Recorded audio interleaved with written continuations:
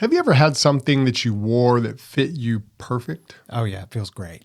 And you get something that's tailored or it's made just for you, and there's something about it when you wear it, it just makes you more confident.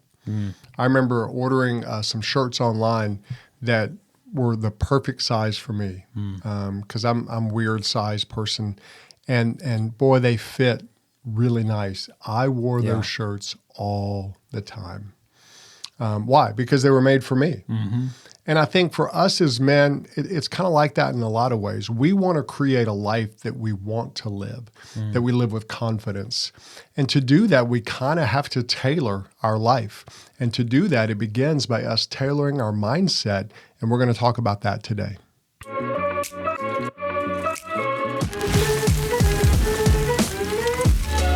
This is the Thriving Man Podcast with David and Reese Maxwell. These weekly shows are designed to help you remove the confusion from your life and make real progress with your growth. No matter where you are or where you're going, we're here to help you live a life you can be proud of. So welcome to the Thriving Man Podcast. Welcome to the Thriving Man Podcast. I'm Reese. And I'm David. And we are here to help you get out of survival mode and into living a life that you can be proud of. So we're talking about tailoring your life, tailoring your mindset. Yeah. Now, you had to get something tailored recently, didn't you? Yeah, I got a suit. I'm getting married next month, and had to order. I ordered a new suit. I didn't have to, but I got to. Yes, it's very exciting, but it was kind of scary. Yeah, because it's me and you at the office, and it's like, okay, they say to measure this and measure that. And you just got to pray that it's right. Yeah, you're like, am I doing this right? I'm doing it the way the video says. But then the measurements, they're like kind of, I mean, it's the real measurements, but you're looking at it going, well, that's not the shirt I order. Yeah. That's not the pants I order. Is everything we get the wrong size? And so it was a little scary. We'll see. It's coming in a few weeks, and we'll see if it works. Hopefully, it fits great. Please, that's what God. I want. Because if not, I'm going to feel terrible. I'm I going to know. be like, I didn't Me measure too. right. I know, I didn't me measure too. right. I'm I know. sorry. But yeah, it's always nice to have something that's tailored. Yeah, it is. It definitely feels different. I remember one of my friends was getting married, and this company called Modern Groom sends all the groomsmen, you send in your own measurements, and they purposely make it too big, and then you get it tailored in. And it worked great. And I have that suit in my closet, still wear it from time to time because it's tailored. Yeah, it's tailored. It's specifically made for my size. Yeah. So that's always nice to have something that's custom to you. And so how does that relate to our life? Well, for us, what it is if we want to build a life, and I think as every man, we want to build a life. We want it to be we want to real. build a good life. Yeah, that's true. That's a great point. You want to build a good life. You've got to make it personal. Just like your size is different from someone else's size. You may wear an extra large. You may wear an extra large tall. You may wear an extra large short. Everybody's got their own personal size, their own things. Like some people I know are fabric people. They like 100% cotton. Some people like the cotton poly blend. Some people just want the dry fit stuff. Everybody's different. It's like that in life. As men, we have to tailor our life based on our gifts, our abilities, what we feel like our purpose is. And what we want to do is really make sure that we're not just living other people's lives, that we're really living our own life. You know, when you buy something off the rack, it's okay, but it's not as good as get something tailor-made. Yeah. And it's like that in our life. If you're living a life that other people have lived, it's not as good as if you're living your own life. Yeah, I absolutely agree with that. Because with clothes, it's not that big a deal. Yeah. Like if your clothes fit like 80% out of 100, you're going to be all right. Yeah, No you'll one's be all going to, unless it literally looks bad, no one's going to notice. Yeah, that's true. It's true. And it is kind of like that in life. But with life, you don't want it to just be close to what God's called you to do or what you really desire. You want it to be tailored. Yeah, you do. And the issue is we have a lot of people, to go with the clothes illustration, wearing other people's clothes. Yep. Yeah. You see somebody on social media and you're like, wow, that's awesome. I want to do that or whatever. And that comparison game comes in. Yep.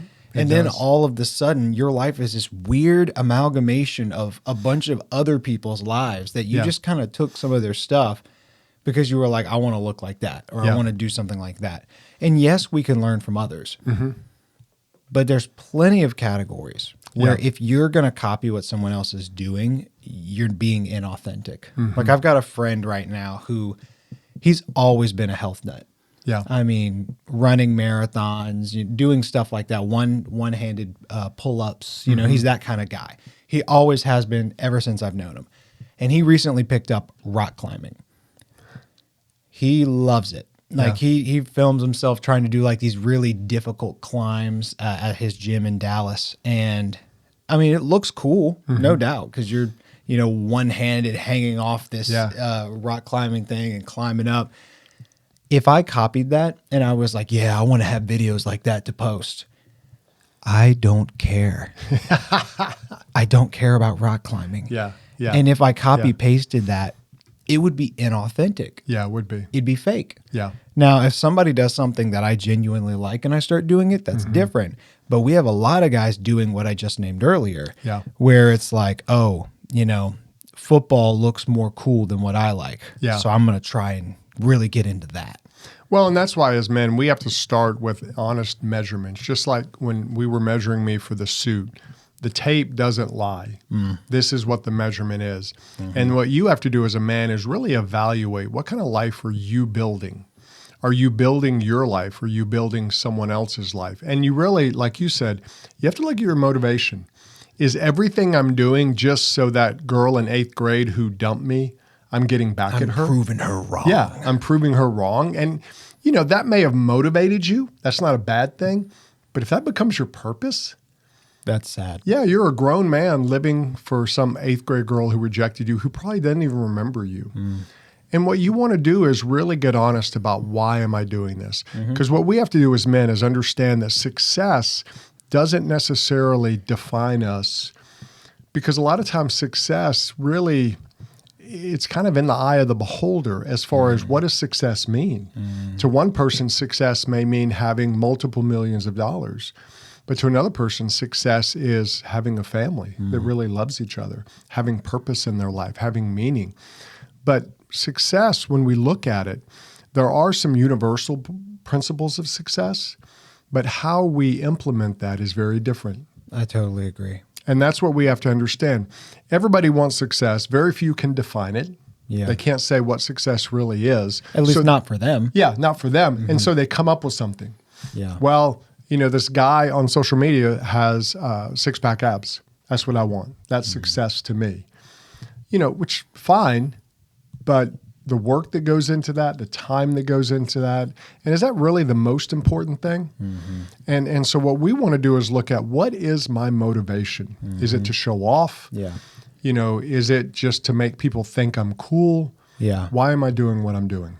No, yeah, I agree with that. And I love what you said earlier about the principle can be universal, but the practice is individual. Because like a great definition of success I heard from John Maxwell, he said this: success is when those that are closest to you love you and think the most of you. That is a good universal principle of how we all need authentic, healthy, loving connection. Yep. How that plays out will vary from person to person. If you're a person that never gets married, that's going to look very different than if you're a person that does get married. If you get married and have kids, you know, kind of self-explanatory, you want your wife and kids, your connections to be good. And you want to have a healthy group of friends. But if you end up being single and that's a choice that you make and that's what God's called you to do, well, then you're going to have to really focus on really pouring into those brother kind of relationships, those mentor relationships, mentoring other people. You don't have kids that you naturally have to mentor. You have to be intentional. So how it looks for you will change, even though that principle is true for everybody. So it has to be like a tailored suit. It's got to be made to order. And we have to be honest about whether we're doing that authentically or whether we're comparing ourselves to others or trying to impress others. Yeah, and I think that's where a lot of men get stuck is they're really living for this finish line that they may never reach because it's a finish line in their mind. And then for a lot of them, they don't really even know what's important to them. Right. The values, to use the buzzword. Yeah, they don't come up with their values. So, they're just kind of working to grind. And in the end, it's just about making money for a lot of guys. It's just about making money, climbing the ladder, or having, getting to retirement. And it's one of those things, there was a question, I think you had brought it up, that, if you only had 3 months to live, what's the most important things you would do? And that's really what you value. Yeah. When you say, okay, I've got 90 days, what's important to me? Yeah. That's what you value. Yeah. And if there's not much there that's meaningful, you may want to look at your values. Yeah. If your answer is, I want to play more video games. Yeah. Then there's some problems. Yeah. Or I love, you gave an illustration one time about what you'll be happy about when you're age 75. Yeah. If you look back on your life today when you're 75, what will you be happy you did? And what would you regret that you did? Yeah. That gives also a very good glimpse into what really matters for you. Yeah. Because a lot of the stuff that's really tantalizing up front is of no use long term. Yeah. And no, so it's true. we have to be careful about that. Yeah. So we need to do those honest measurements, because even if the truth hurts for us, and we're like, oh crap, I'm not living according to the values I have at all. It's better to find that out now. Yeah. Than to wait until you're 75. Well, and just the question sometimes makes us slow down and really think about what's important in life. Yeah. And I think for a lot of men, we're doers, we're action oriented, but we can get so busy, the next thing we know, 5 years is gone. And we've not really done anything of meaning. We've just survived. And that's a dangerous place to be. Yeah. No, that's absolutely true. So first off, we got to use honest measurements. Second, we need to use great materials. Yeah. If you're making a great suit, you don't want to start with great value brand, fruit of the loom cotton, chopping it up and making your suit out of that. Yeah. That's going to turn out pretty bad. Yeah. But it's the same thing with our life.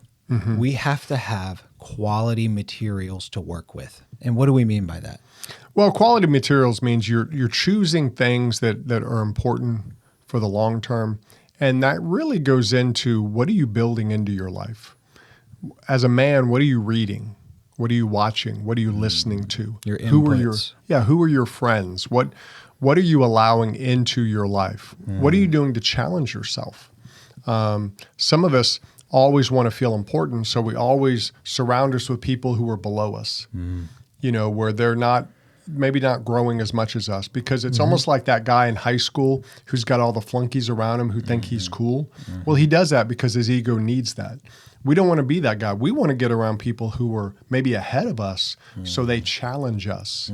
And you say, well, I can't do that. Well, many of those people write books. And a book is a free way to get mentoring from someone, or you can listen to a podcast, or you can do things like that.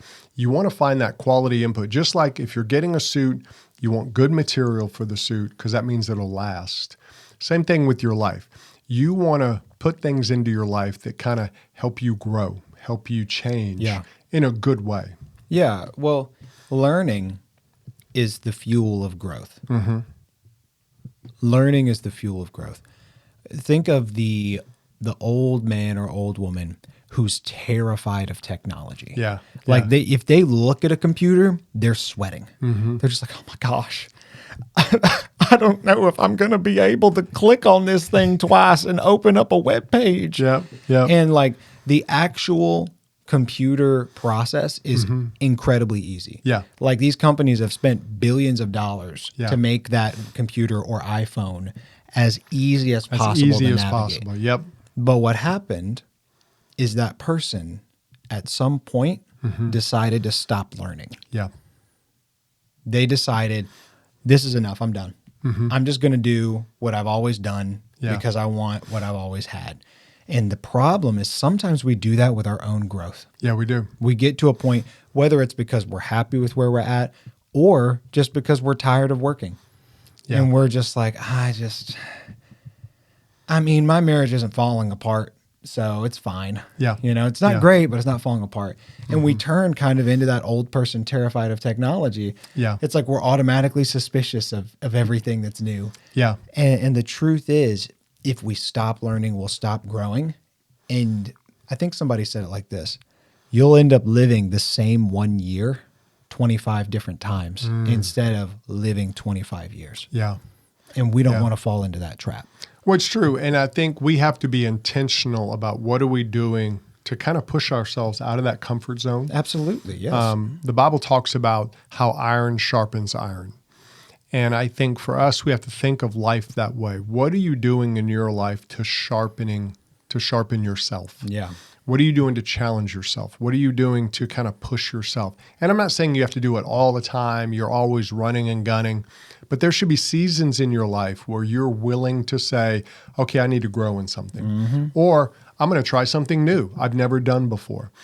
And where you almost move into that realm of, okay, this is uncomfortable. And you say, well, why do I do that? Because it stretches you.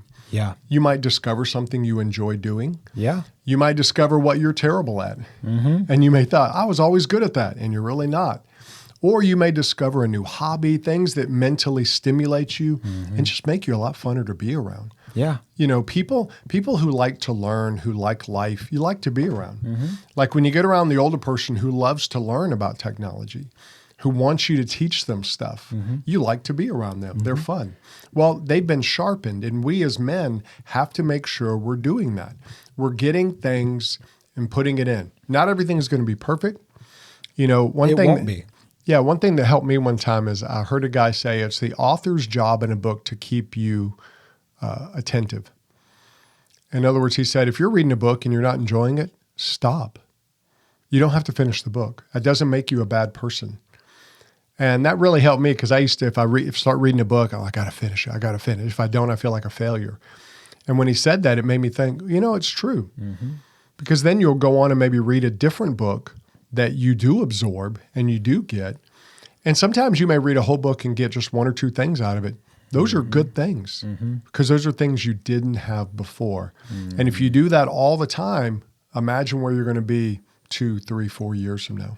Yeah, I think you're absolutely right. And that's the cool thing about inputs is when you are learning, you may be in a place that's uncomfortable. Yeah.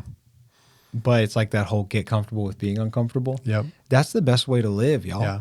Like a lot of people look back on their high school years or their college years or whatever, and they're like, man, those were the best times of my life. Do you realize that that's when you knew the least? Yeah.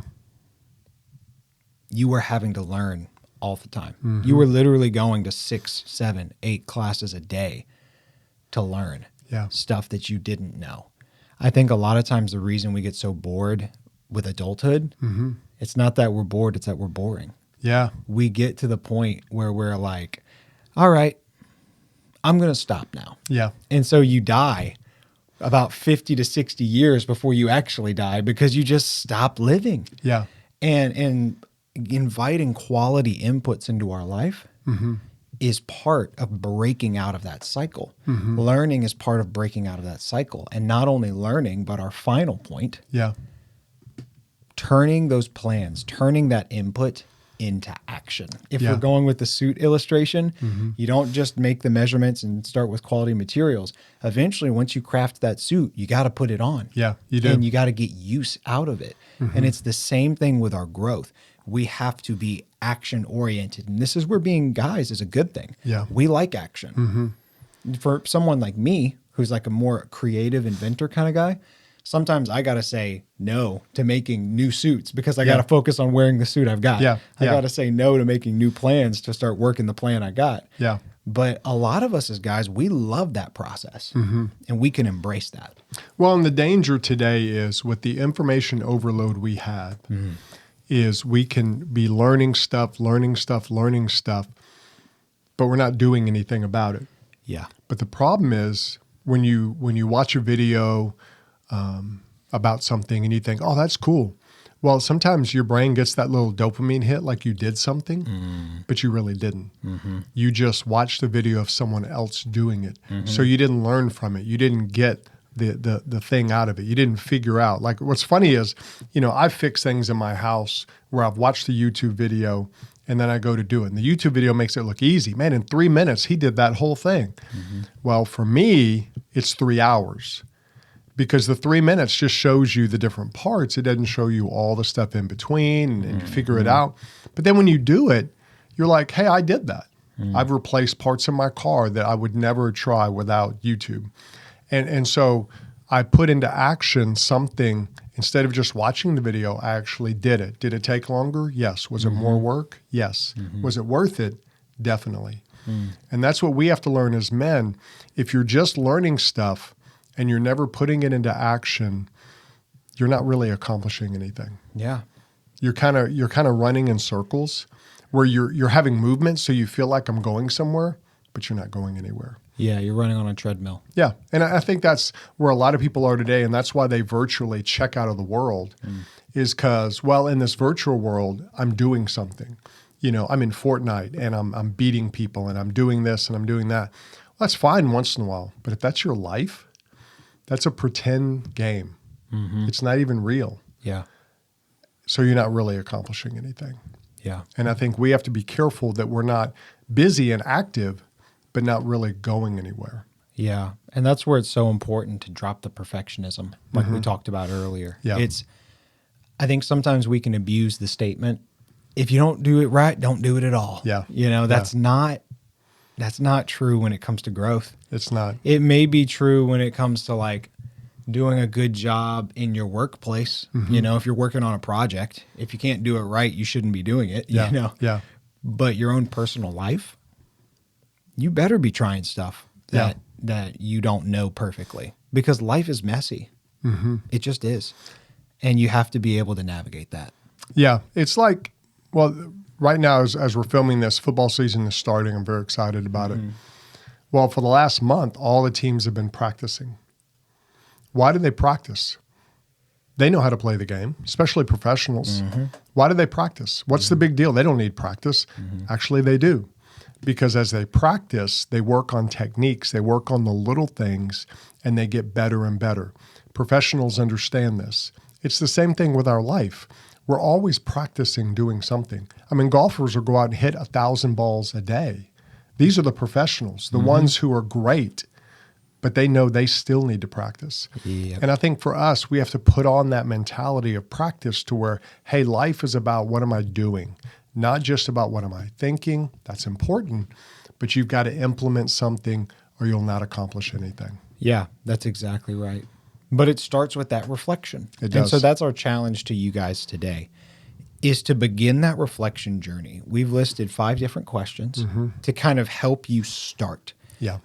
This isn't a comprehensive study, but it's going to be a lot more reflection than a lot of us have done in a long time. Yeah. So question number 1, where are you at in your life? Are you creating your life or just surviving it? You got to be real with yourself. Yeah. If it's one or the other, that's really going to affect where you're at and where you go from here. Another one is to start by defining what a successful life means to you. Yeah. What does success look like? Yes, there's universal principles, but there's also individual practices. What might that look like for you? Another one, what will you be happy you did when you're 75? And what would you regret that you did if you're 75? That can help you realign with your values. And then once you do that, you can build backwards. If you are looking and say, hey, man, at 75, I would be really happy if I invested in my friendships. I've got a lot of people from high school and college that, I don't know, I would really regret it if I never talked to them again. Yeah.